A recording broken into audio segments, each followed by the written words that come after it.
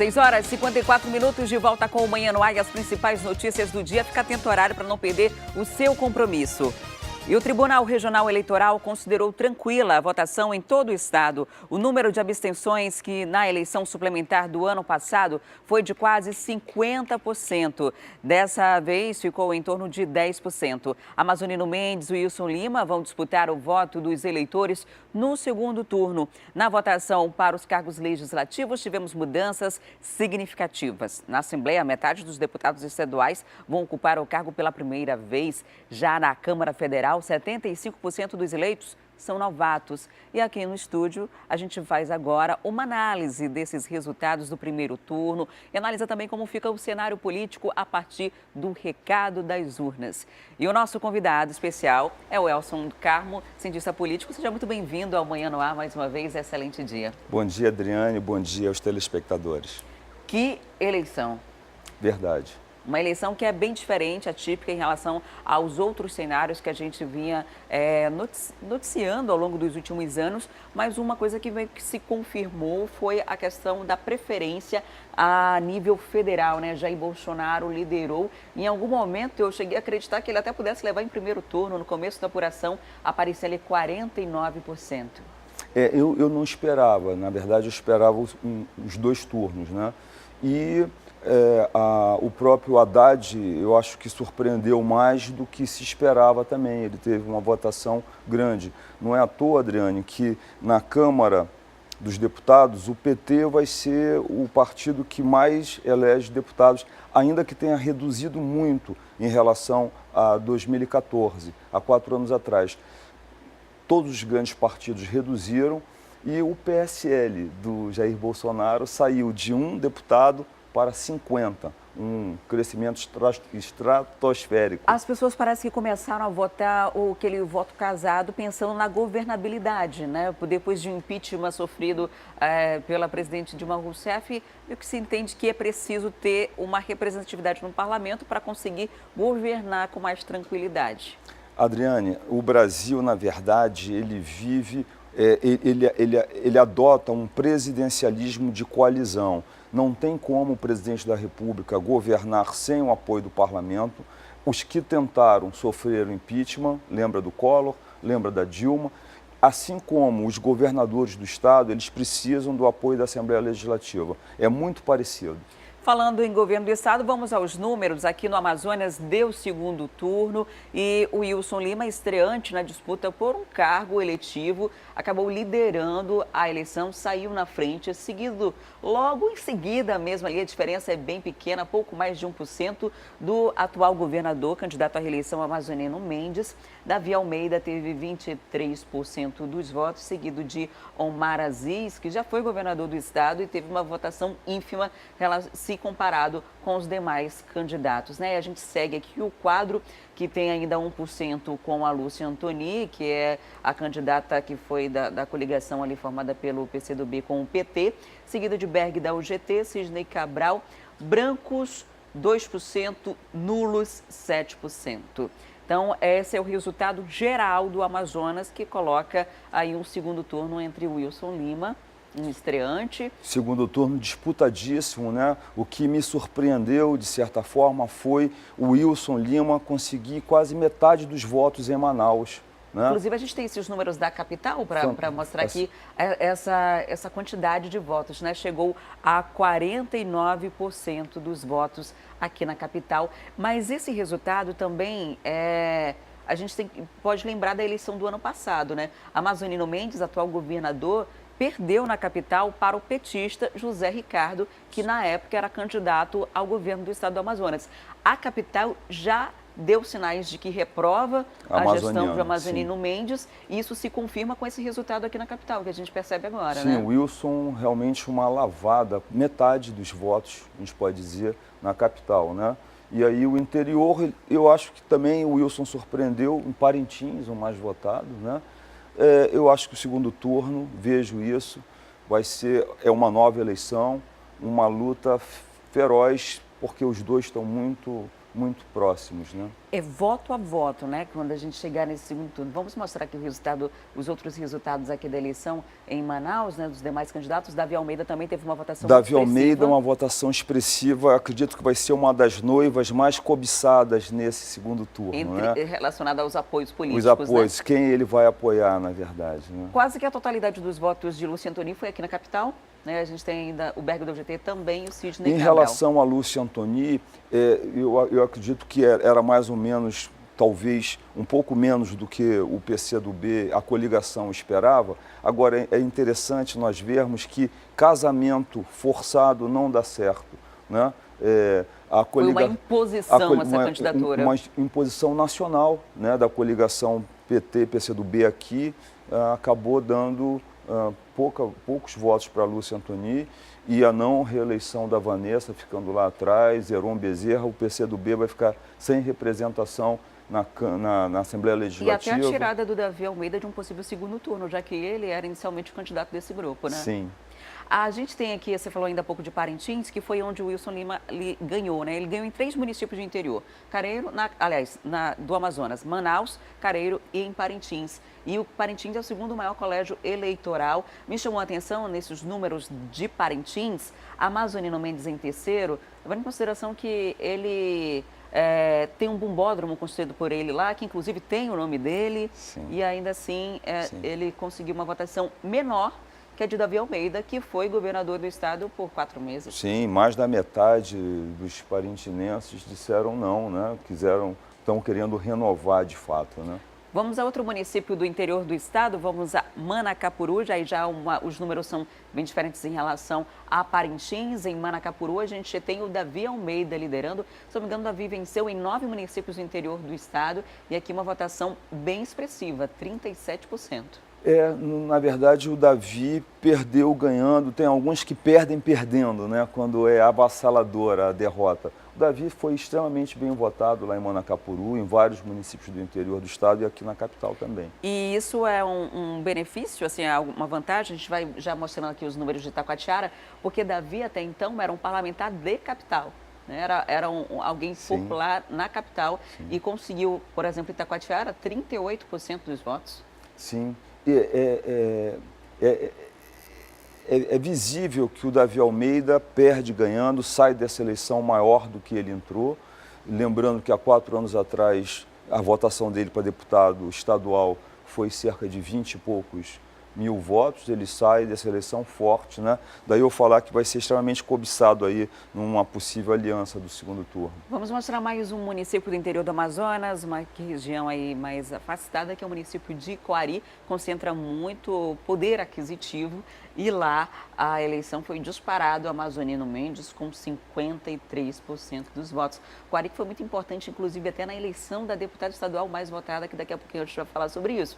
A Amazonino tem mais da metade dos votos aí no interior do estado, que foi o interior que deu uma alavancada, né? O início da apuração dos votos, a diferença era muito grande. Quando as urnas do interior foram apuradas, a diferença se equilibrou. Sim, Coari está entre os 5 municípios com maior densidade eleitoral e lá o amazonino teve uma votação expressiva realmente. Mais do que... E Coari elege a deputada estadual mais votada, né? E mais do que os apoios políticos agora para o segundo turno, o que os 2 candidatos, o Wilson Lima e Amazonino Mendes, vão ter que correr atrás é da quantidade de votos nulos e brancos, que foi muito expressiva, e das abstenções, o número é suficiente para eleger qualquer um deles. Com certeza, Adriane, esse era o meu receio, na verdade, a minha previsão. Se nós observarmos eleições 2006, 2010, 2014 e agora, a abstenção vem crescendo. Lembrando que no primeiro turno ainda há uma empolgação, porque nós tínhamos 630 candidatos a deputado estadual, 150 mais ou menos candidatos a deputado federal. Então, esses candidatos levam, de certa forma, o eleitor à urna. No segundo turno, a abstenção está crescendo no Brasil. A abstenção cresceu, então eu acredito que um dos desafios dos 2 concorrentes é tentar impulsionar pessoas a participar, a ir até as urnas votar, porque a tendência é que essa abstenção cresça no segundo turno. Agora vamos para outros números, os números do Senado. Uma eleição disputadíssima, que houve uma reviravolta no... Para a segunda vaga, né? Para a segunda vaga, Sim. uma reviravolta já no segundo tempo, aí que foi o Eduardo Braga, que liderava todas as pesquisas, seguido de Vanessa Graziotin. E a eleição do Senado aqui deu um baile em todas as pesquisas, porque foi bem diferente do que se apontava, né? Liderou aí com 25% Plínio Valério, atual vereador, candidato ao Senado, conseguiu ultrapassar o atual senador, Eduardo Braga, e que entrou batendo muito na trave, porque Luiz Castro teve quase a mesma votação. É engraçado que o Plínio, eu já via isso de forma muito tranquila. Eu via crianças vibrando, Joaquim lá vibrando com a eleição do Plínio. Eu dizia, o Plínio vai surpreender. Foi, eu acho que o grande vencedor dessa eleição, saiu com mais de 800 mil votos. Vai ser um outro apoio cobiçadíssimo nesse segundo turno.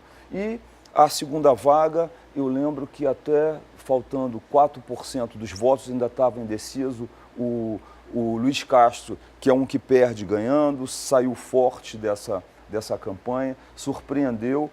Os demais, Alfredo Nascimento, perdeu. Sem mandato, já foi ministro, já foi senador, sem mandato agora. E Vanessa Graziotin, mais uma vez, é o que eu falei, aquele casamento forçado não deu certo. Além de Vanessa Graziotin ali do PCdoB, teve o apoio do PT, não conseguiu a reeleição. Então, a partir do ano que vem, fica fora do Senado, né? A gente tem os demais candidatos ali que se aventuraram também. Issa Abraão é outro que fica sem mandato e atual deputado federal, se candidatou a líder do partido do Amazonino Mendes. É verdade, mas o Issa, já durante a convenção, já foi preterido pelo Amazonino e já não teve esse apoio, né? Não teve, não só o apoio, como houve uma briga interna no PDT, o Issa sendo preterido de todos os movimentos. E olha só, um resultado que mudaria muito as urnas. Brancos e nulos somam aí quase 16%, que é quase o mesmo percentual que o segundo senador foi eleito aqui no Amazonas. Então, daria para mudar bastante o quadro, mas mesmo com todas as opções que se tinham, as pessoas ainda rejeitaram as pessoas, né? E muitos nem sabiam que tinham que votar em 2 senadores. Sim, verdade. Eu presenciei isso na hora de votar. As pessoas é obrigado a votar nos 2, isso aqui na capital. Agora, há um fato, a população o brasileiro mostra que está cansado da democracia representativa carcomida, que gera muitas promessas. Eu observava o Cleiton Pascarelli interagindo com você, colocando, não, olha só, 7 vereadores saíram e vão assumir mandatos. Muitas vezes falta claridade, falta luz do sol durante as campanhas, a população está cansada disso.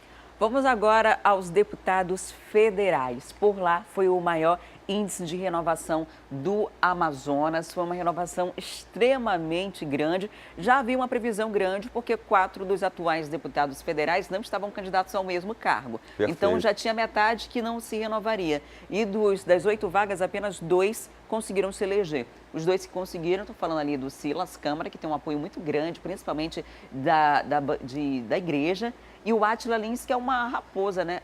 11º mandato, e se renovou aí e conseguiu mais uma vez entrar, né? Porque já são 40 anos como deputado e vai para mais 4. E eu lembro que há 4 anos atrás o Átila Lins entrou por conta da legenda, né? Raspando. Mas se renovou, se reinventou, e tanto o Átila quanto o Silas trouxeram uma imensidão de votos do interior.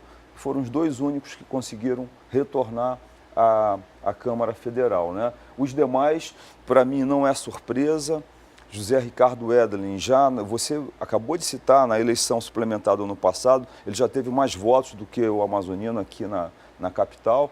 O José Ricardo não é aquele político raivoso, é uma pessoa do diálogo, sempre crescendo, se pegar as eleições E o dele, José sempre Ricardo, crescendo. apesar de ser o mais votado, com mais de 190 mil votos, correu o risco de ficar fora por conta da coligação, né? O quociente era de cerca de 200 mil votos. E quem ajudou para completar esses votos foi o Sassá da Construção Civil, atual vereador, que completou ali os votos necessários nessa legenda. Na verdade, o quociente eleitoral esse ano, é engraçado, se você for observar, pode pegar 10 últimas eleições, o quociente eleitoral tem sempre aumentado, nunca regrediu.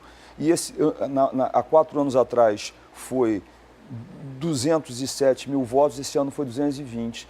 Ou seja, a coligação do José Ricardo contribuiu aí com 20 mil votos, né?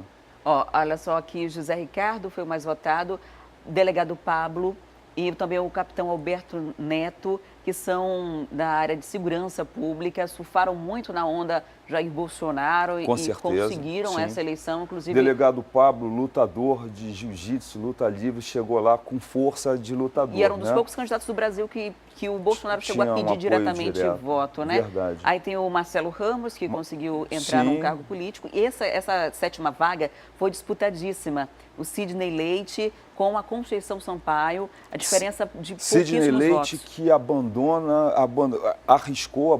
a Assembleia Legislativa, né? Ele é deputado estadual, conseguiu uma votação bonita também. Lembrando que o Bosco Saraiva, vice-governador, foi privilegiado também com a coligação, porque acima do Bosco Saraiva, mais votos que o Bosco Saraiva, teve a Conceição Sampaio. Conceição teve mais de 70 mil, ele teve cerca de 50 mil votos. Sim, mas foi beneficiado pela coligação, é a regra do jogo.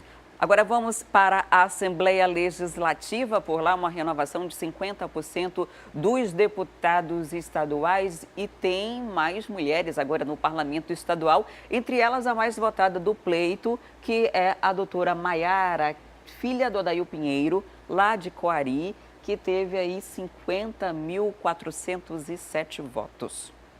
Uma votação bem grande e aí a gente vai passar aqui para você que está acompanhando aí, você vai vendo aí na tela da TV A Crítica os candidatos que foram eleitos 24, aí alguns vereadores assumem essa vaga, outros já tradicionais políticos estão aí nessa relação. O João Luiz, por exemplo, que é pastor da Universal, foi eleito o vereador mais votado, né? Lembro que na época ele aparecia para o grande público meio como desconhecido, chegamos até a entrevistá-lo aqui. Enfim, tem a professora relação... Terezinha Ruiz, outra vereadora também, que tem um trabalho interessante no interior, né? Vem para a Assembleia Legislativa.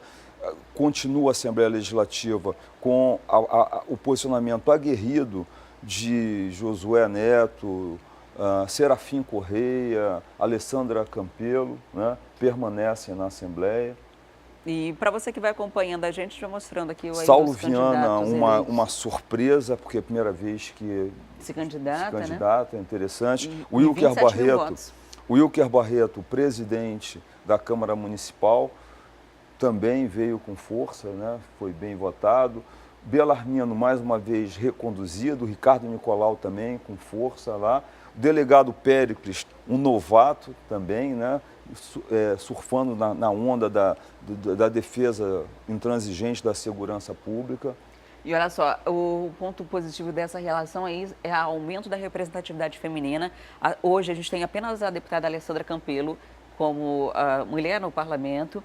No ano que vem a gente vai ter a Alessandra Campelo, vai ter a Terezinha Ruiz, vai ter também Joana Dark doutora e a doutora Maiara. Então são 4 mulheres a partir do próximo ano. Para a gente encerrar, tem uma questão que se difere das eleições anteriores, que é a questão da cláusula de barreira. Vamos explicar para o nosso telespectador o que significa isso e qual a influência disso nesse pleito.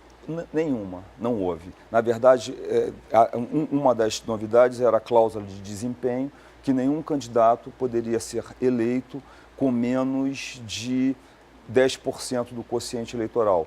Todos aqui tiveram mais do que 10%. No Brasil, a gente vai ter alguma novidade, porque, por exemplo, lá em São Paulo, a deputada estadual teve uma deputada estadual muito votada, talvez ela trouxesse alguém, mas agora com essa novidade, não. A cláusula de barreira nós vamos ter que analisar nacionalmente, é que nenhum partido poderia ter menos de 1% da votação, senão ele não receberia, a partir do ano que vem, não teria direito a horário gratuito na TV e tampouco ao fundo partidário.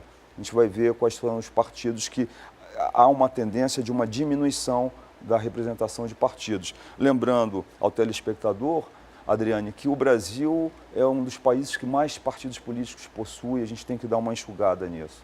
Muito obrigada por sua participação aqui no Manhã no Ar. Daqui a pouco, mais uma vez, o Elcio deve estar por aqui, porque a gente tem segundo turno, dia 28, tem mais análises para fazer. Sim. E vai ser um segundo turno muito acirrado. Agora, as tratativas são todas para discutir quem apoia quem nesse segundo turno. Com certeza. Obrigado muito obrigada. Você também, um abraço a todos. E olha só, agora a gente vai para o intervalo e daqui a pouco volta. A gente vai já falar sobre as notícias da área policial. Teve acidente, capotamento, morte, entre outras coisas nesse fim de semana. Eu volto em instantes, não saia daí.